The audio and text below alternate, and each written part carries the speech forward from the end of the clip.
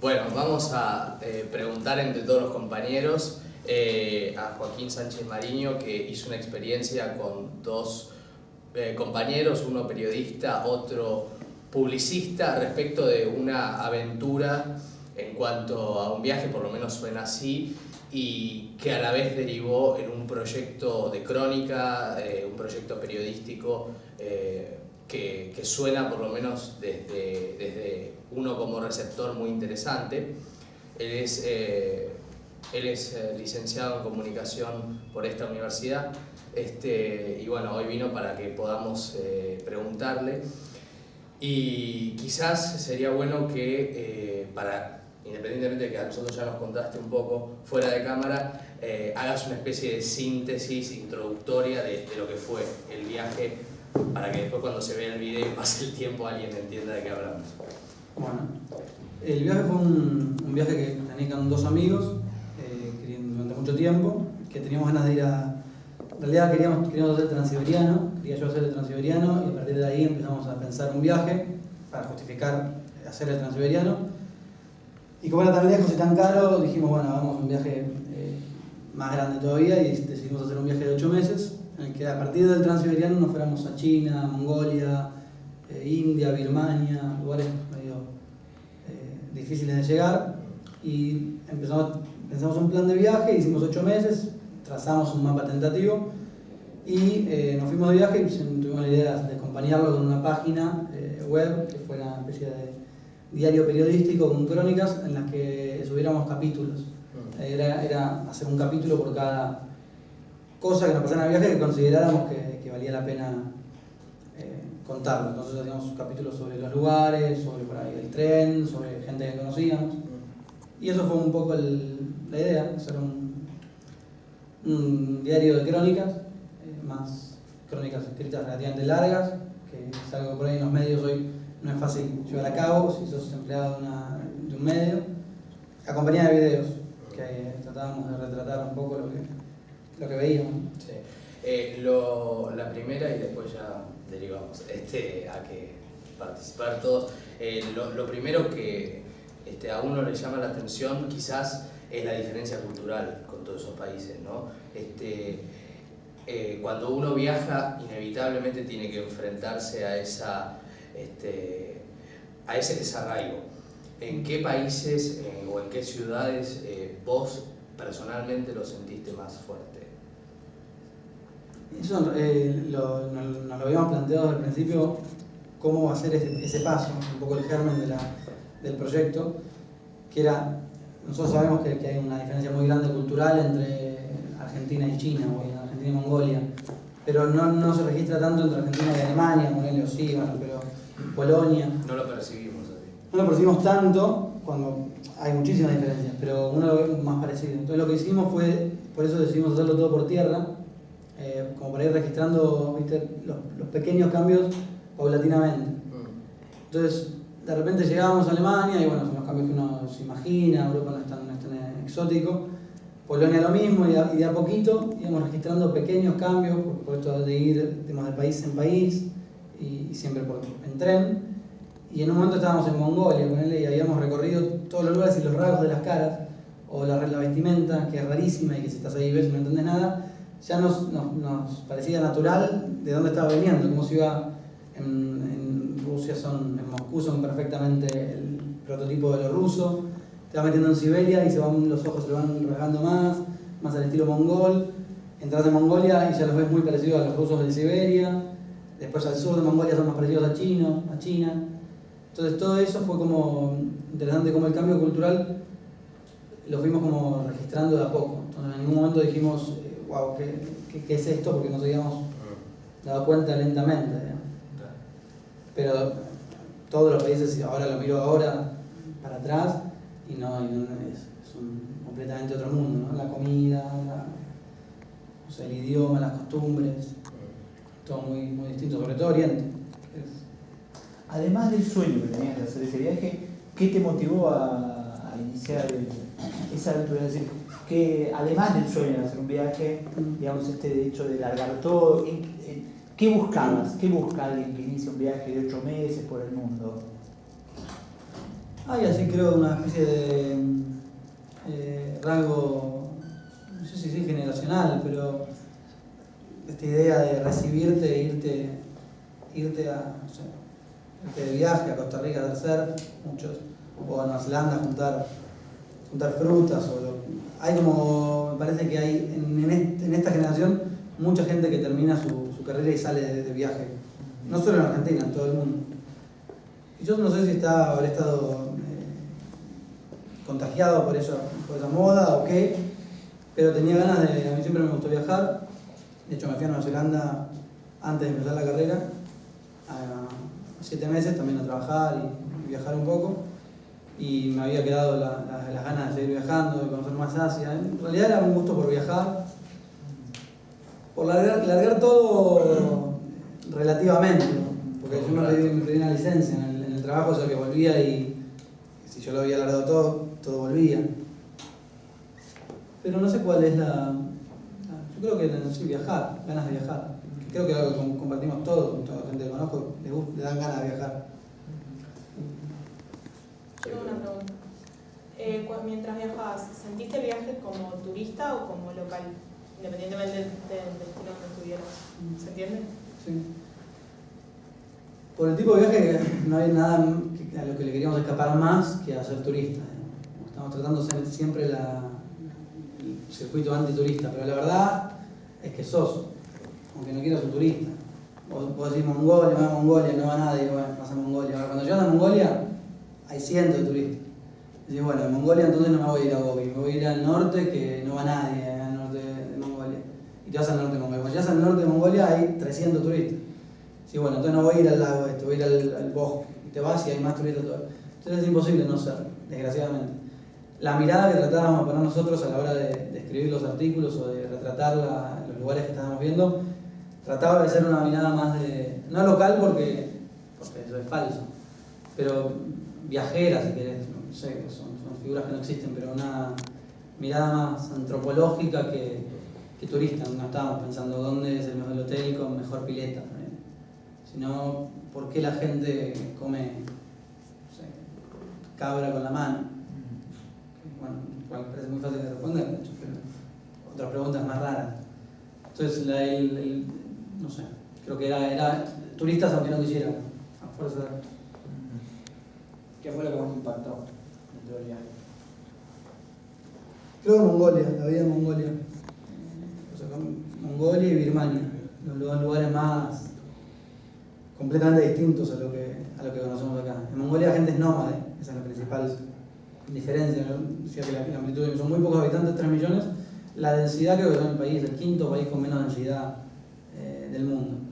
Entonces, la mitad vive en la capital, el resto vive desperdigado por toda la inmensidad y viven en carpitas octogonales que se llaman gers, y cuando llega el invierno se mudan a o sea, son nómades, lo que se llama nómades, los últimos nómades del mundo. Y es una cultura completamente distinta, el tipo de vida. Por ahí entras a un ger y tienen una tele con una antena, tienen 2 canales, entonces no es que tienen celular, pero es rarísimo, ves nada, una carpita y una moto y mueven el ganado con la moto y es como muy distinto.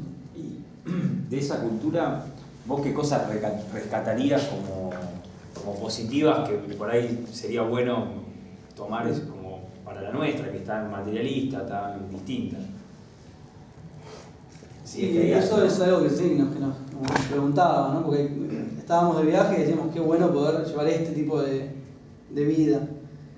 Principalmente los tiempos, por ejemplo en Mongolia los tiempos son, la vida para ellos pasa en levantarse, ir al bosque, buscar leña o hosta para hacer un fuego, yo tengo una salamandra en las carpas, para hacer un fuego, vuelven, traen la leña ahí, la dejan ahí, después se van, buscan comida, vuelven, después mueven el ganado, vuelven, están todo el día haciendo cosas y poniendo sus manos y bien por un lado digo intelectualmente eso no me llena, por otro lado era la vida tan presente, ¿no? Y tan tomarse el tiempo para todo y no tener falsos, o no sé si falsos, pero no tener tantos problemas en la cabeza porque, no sé, por idioteces, porque no te llega un mail, al no existir eso, son muchísimos menos los problemas que se hacen. Tienen otros, por supuesto, pero el ritmo de vida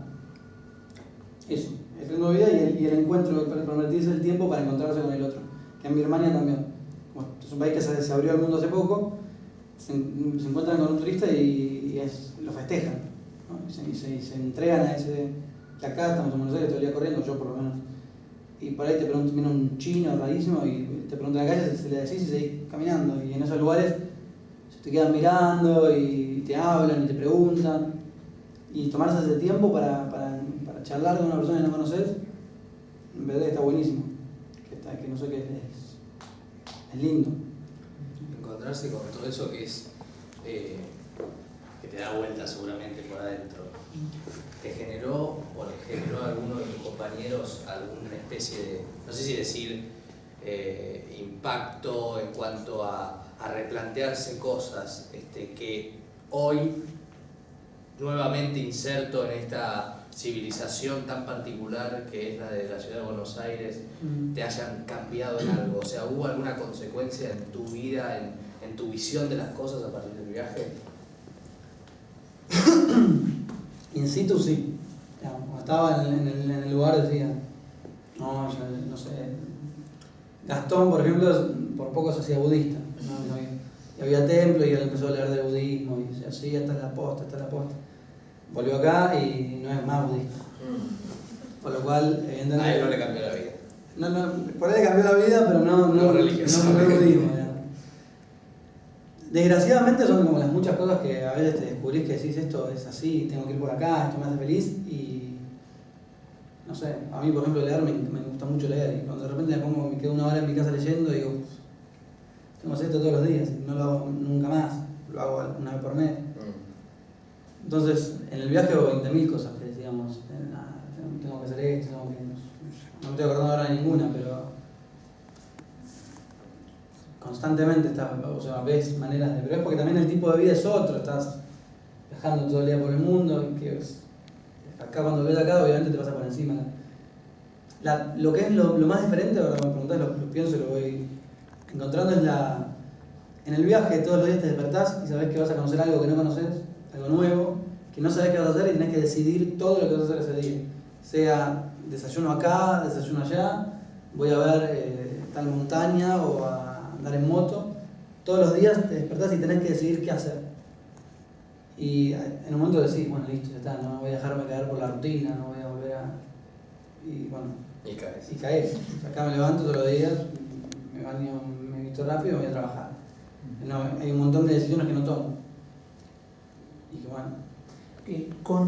Justo antes de empezar la clase estábamos charlando de la gente en situación de calle en Buenos Aires, que hay mucha gente en frío, durmiendo en la calle, igual.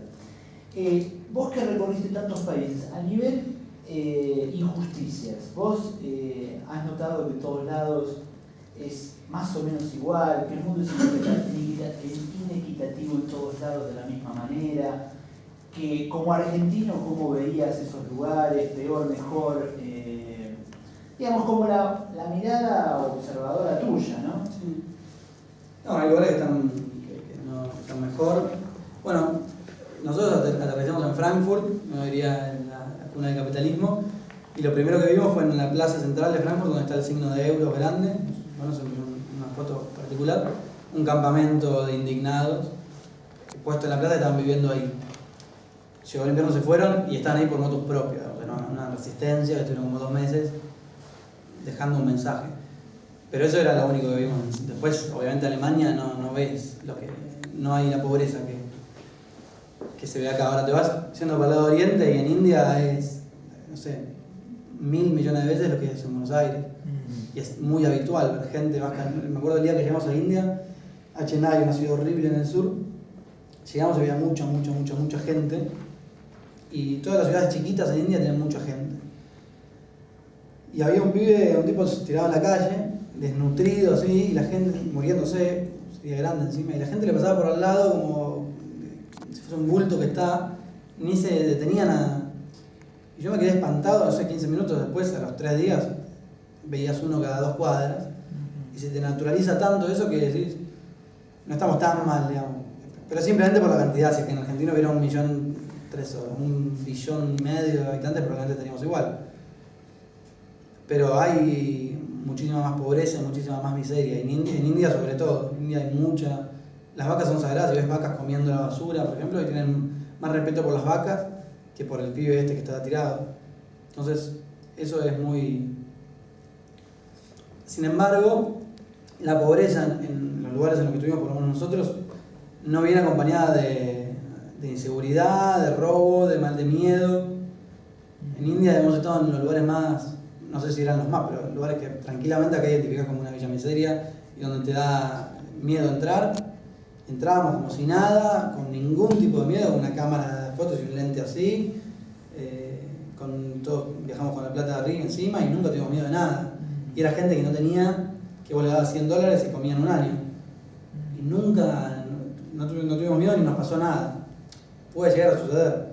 Puede ser que eso sea porque acá se ve mucho el contraste, digamos, vos tenés un piso de Puerto Madero que vale no sé cuántos miles de dólares el metro cuadrado y al lado un pibe durmiendo en la calle, pero por ahí al ser todo como más nivelado, o sea, la desigualdad es menor que acá tal vez, porque no hay tanta desigualdad, sino que está todo igualado pero hacia abajo.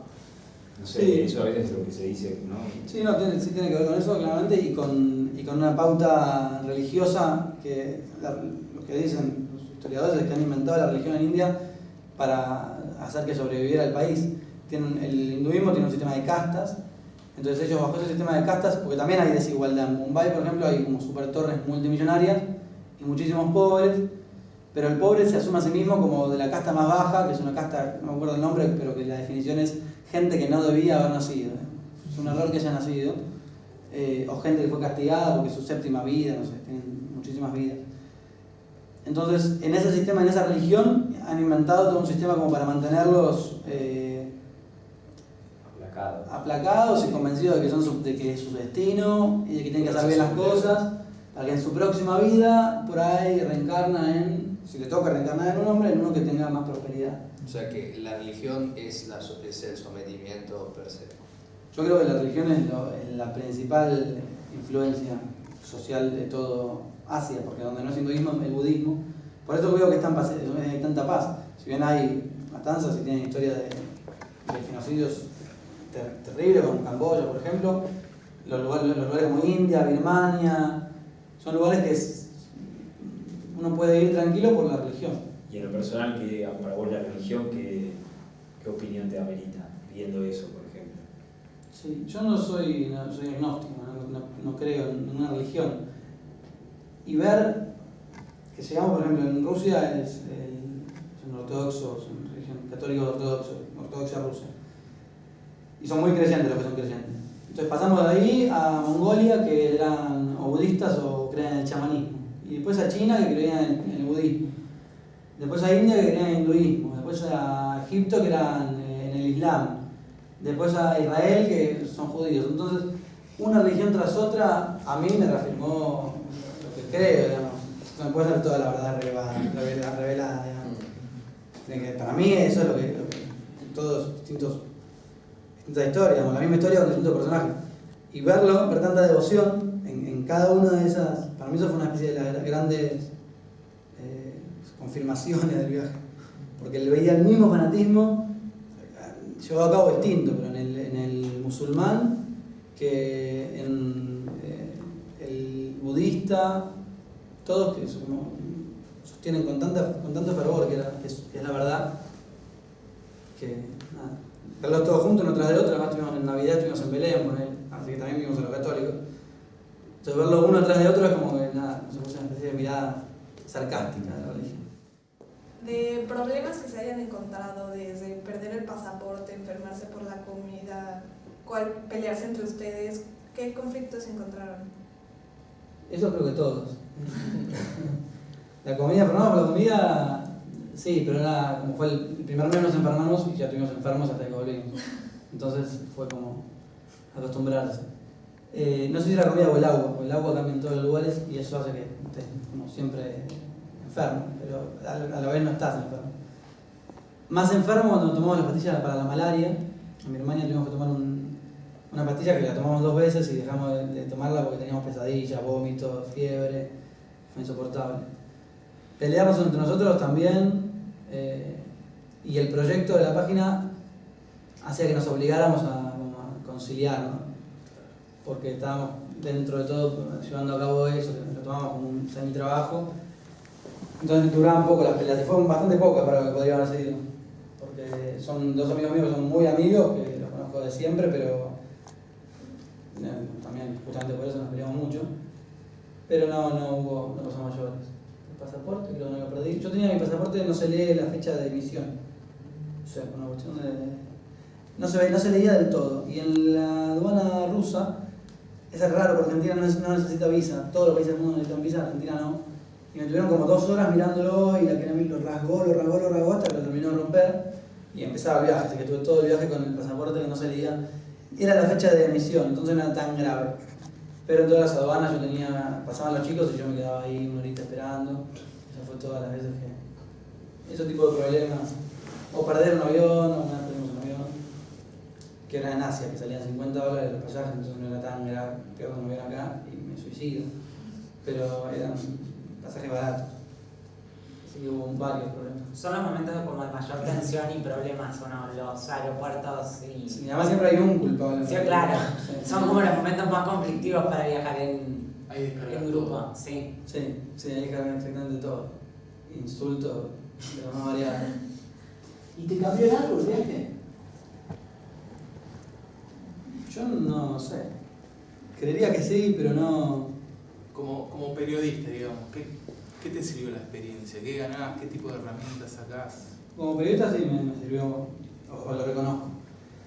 Yo en la revista cuando trabajo, viene mi jefe, me plantea una nota, voy y la hago. Por ahí me plantean el enfoque, por ahí lo pienso yo, pero como que el sumario viene de arriba, ¿no? Y acá, al llevar a cabo este proyecto, que éramos nosotros los mismos los que decidíamos qué poner y qué no, como que te plantean en una situación de elegir vos sobre el propio producto que estás haciendo y te hacen muchísimas preguntas que supongo que son las que se hacen mis jefes acá, ¿no? ¿Quién va a leer esto? ¿Es más largo el texto, más corto? No puedo escribir más, la gente se va a aburrir. ¿Esto es noticiable o no es noticiable? No sé, una historia, ¿contamos esta historia o no? Hay una historia en Moscú sobre una casa que Stalin le regaló Perón, a mí me pareció interesante y lo hicimos. Otras cosas, no sé, hicimos una historia sobre el último zar de Rusia y el aniversario de la muerte, fue un tremendo embole, me aburría a mí. Entonces empezar a pensar eso, como para quién estás haciendo lo que haces o qué estás tratando de... Empezar a pensar con más cabeza del editor, eso fue muy una lección interesante de periodismo. ¿Y quién en esa decisión, no de las notas, sino de hacer el proyecto? Aquí, ¿quién esperaba que lo lean? O sea, que era como, no sé, mi mamá y mis amigos que se quedaron acá, como más personal, más profesional, ¿a quién era? ¿O a ustedes? No, yo en realidad tenía ganas de escribir, a mí me gusta escribir. Tenía ganas de escribir notas y crónicas sobre cosas que quisiera yo, con el largo que quisiera yo y sin 5.000 caracteres y la temática que me impone la semana. Esa era mi intención. Y que la leyera, no un blog. No sé, mi vieja, mi abuelo, un par de amigos.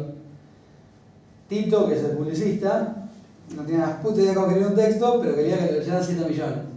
Entonces en la combinación se dio una cosa más cercana a lo mío que a lo suyo, pero como fue esa combinación.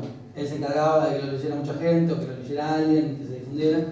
Igual después nos fuimos empalocinando, porque nos dieron algunas notas, y cuando empezó a tener un poco más de llegada nos entusiasmamos con que alguien vea lo que haces y empezamos a ver un poco más de profesionalismo y empeño. Si vos ves el primer video, está hecho con fotos que se repiten y es muy berreta.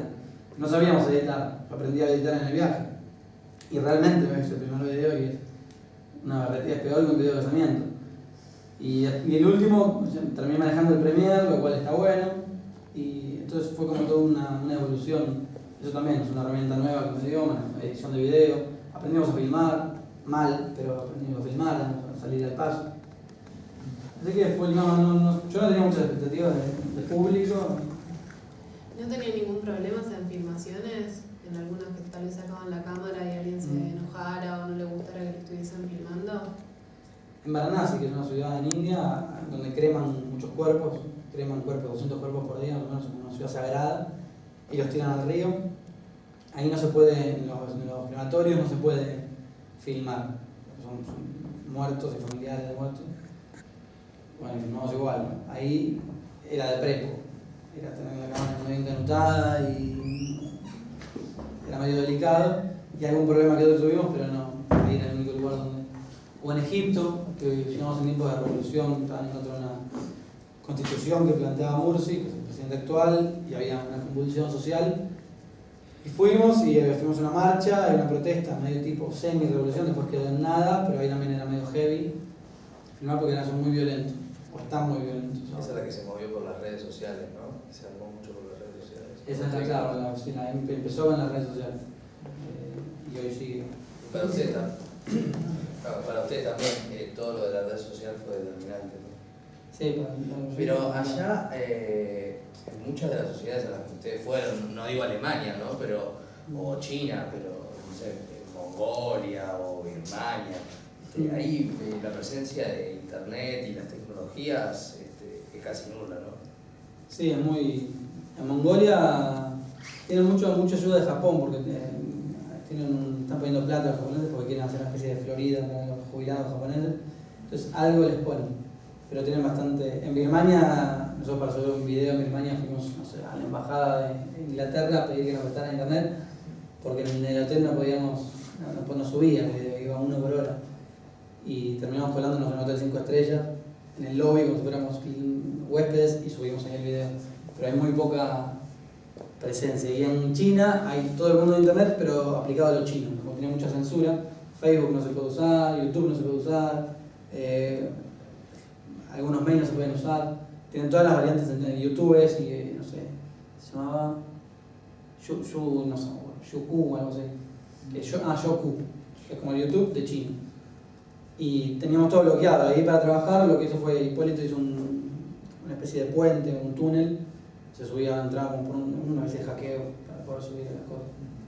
Decime, durante mucho tiempo se dijo que el centro del mundo estaba en Nueva York, ¿no? Hoy, ¿dónde está el centro del mundo? ¿Está realmente en China? Por lo que vos viste, digamos, o sea, que te recorriste tanto, ¿dónde sentiste que vibra el planeta?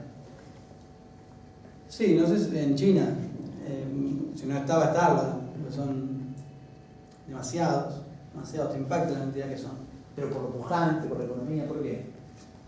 La economía, yo no entiendo nada de economía y acá uno le escucha tasa china, vas ahí a entender lo que es tasa china, que estamos en el tren, en la más barata, siempre viajamos en la más barata de todas las clases, que por ahí viajas 24 horas parado, existe eso, y entra una vendedora y saca un trapo así amarillo y dice, bueno, ven un trapo amarillo, y compran 50 personas y compran el trapo amarillo. Y después saca una gomita y muestra la gomita, ¿no? Y por ahí lo usa para tirarle la gomita a alguien, y compran la gomita. Compran todo lo que se les ofrece. Y eso es el crecimiento de tasa china, que se compra, hay plata, se compra todo el día. Y si eso sigue así, en cualquier momento, o sea, se están expandiendo por todos lados, son demasiados. Dicen que en Shanghái van a haber 300 millones de habitantes de acá a 20 años. Hoy son creo que 50 millones de habitantes. 300 millones de habitantes en una ciudad, que además crece para arriba, es rarísima. Me impresiona más China que Nueva York, a nivel como crecimiento, industrial. Bueno, y decime, y a partir del viaje te planteaste nuevas metas, bueno, ahora tenés este proyecto de poesía, contaba un poco. Sí. ¿Tuvo que ver con lo que viviste en el viaje? Sí, tuvo que ver con, en realidad, qué me cambió el viaje. Por un lado estarán cosas que no percibo, y por el otro lado, como esta mirada profesional de lo que hago. Por un lado, mi trabajo en gente es lo que me da a comer y me gusta, pero también me abrió el juego a ver la posibilidad de que puedes hacer cosas que te gustan a vos y que es factible llevar a cabo un proyecto por gusto. Entonces empecé a pensar más qué quiero hacer al margen de mi trabajo y ahora empecé con un proyecto de poesía, que son unas entrevistas a personas, distintos tipos de personas, aleatorias, que eligen un poema y me dicen qué poema y lo entrevisto un poco de por qué ese poema, ese autor, y hablamos 5 minutos de poesía, de literatura o de cultura, 5 o 10 minutos, después se lee el poema y eso va a ser como una entrega como una vez por semana, que es una especie de archivo de poesía leída.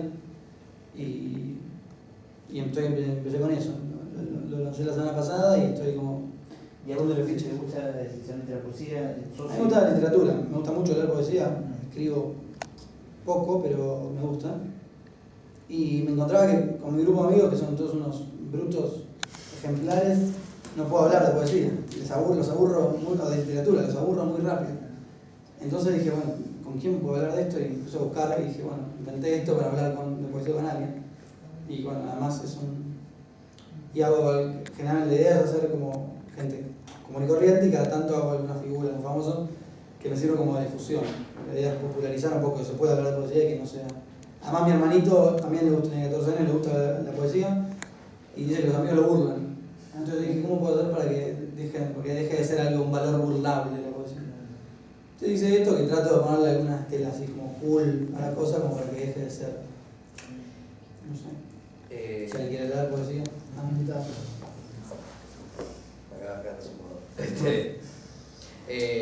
en relación... ¿Tenemos que cortar? No. Típica pregunta de televisión. En relación a la literatura, a la poesía, vos ya escribías antes del viaje.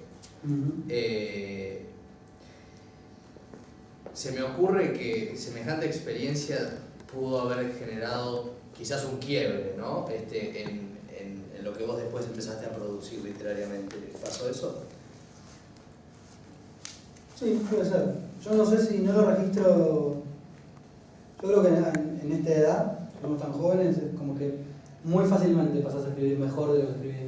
Por ahí miro lo que escribí hace 4 años, hace 3, hace 2, hace 1, y en todos los años registro mucha. Yo creo que es mejora.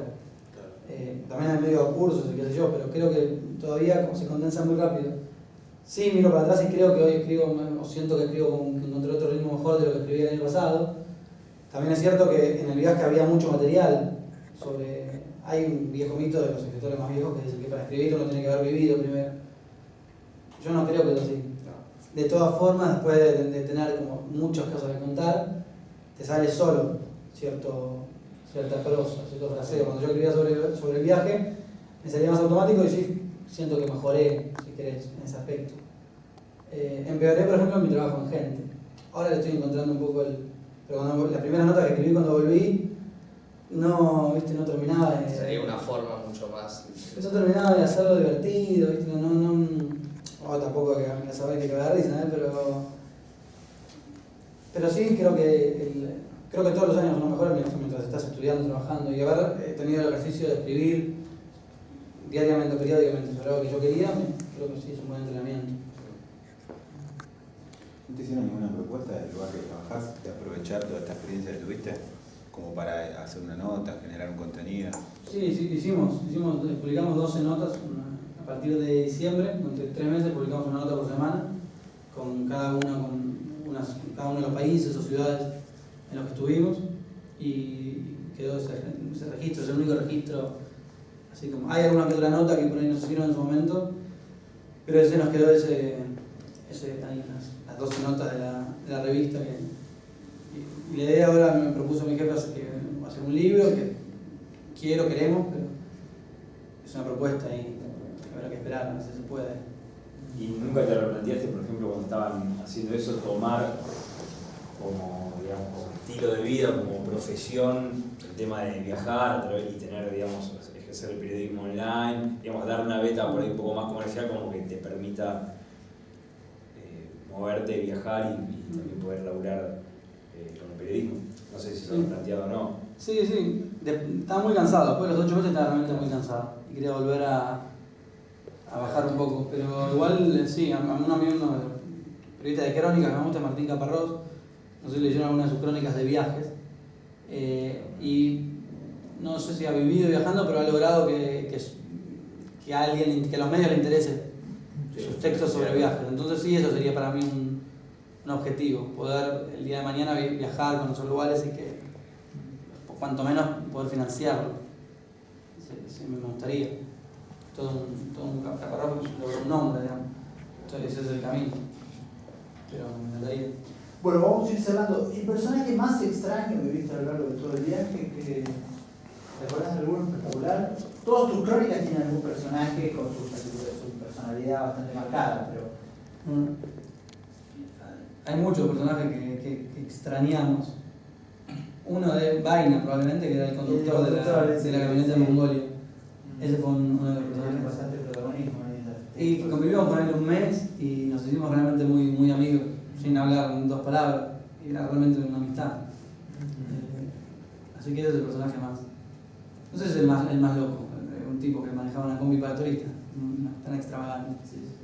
Pero creo que es el que más me. Claro, lo que marca que las diferencias culturales igual no.